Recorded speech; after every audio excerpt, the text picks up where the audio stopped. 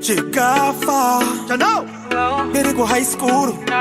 Musayenzi pa high school Pachikafa ramba mikisi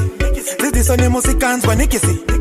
Va indiziva kuchikoro vaizviziva ndaigara ndine tu mastike machisi ekuti ndiklina nzeve ndinyatsokwanisa kuteerera mudzidzisi ndichinenda klina nzeve ndaisada matrikisi ndichingasvika kuchikoro zvanzi ndicho chimupana chamahaigesi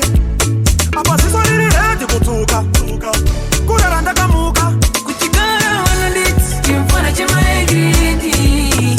ziso riri redi ndarara ndakamuka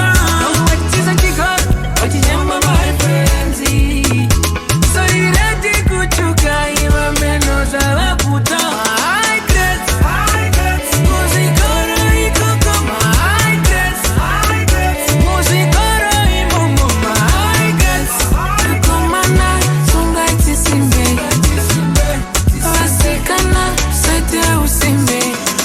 angu kuchikoro vaindiziva vaiti idzi dzine mahigh grades nekuti dzine musoro wanimodzi yakaselectwa pane dzimwe inouya kuchikoro pazororo vamwe vaenda kuhoride asi pavanotsoka chinozobuda dololo vakadaro ndaiita unfollow vamwe vaisa uya kuchikoro manotsi vaindikumbira ndaizoita vekutswinyira vaifunga ndine ansabhuku ndaingotsuna zvese vaigaya ndiri kubirira vamwe vaive madhara pamischief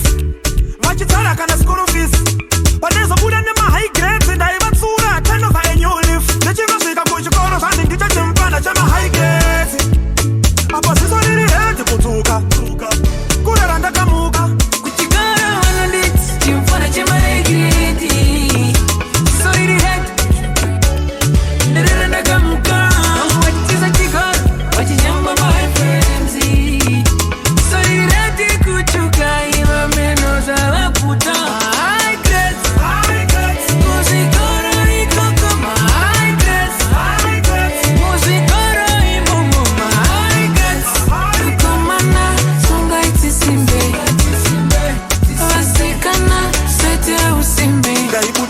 flying colors zvimoko zvoti haiwalas mahigh grades kuverenga haukwanise kunomaita pai mutonas chishuwo changu mwana wese ngaapase mahigh grades ngaatenderere ngatisatsamwise vabereki ndo vanotsvaga magirini ngavapemberere nekuti vana vakasaita mahigh grades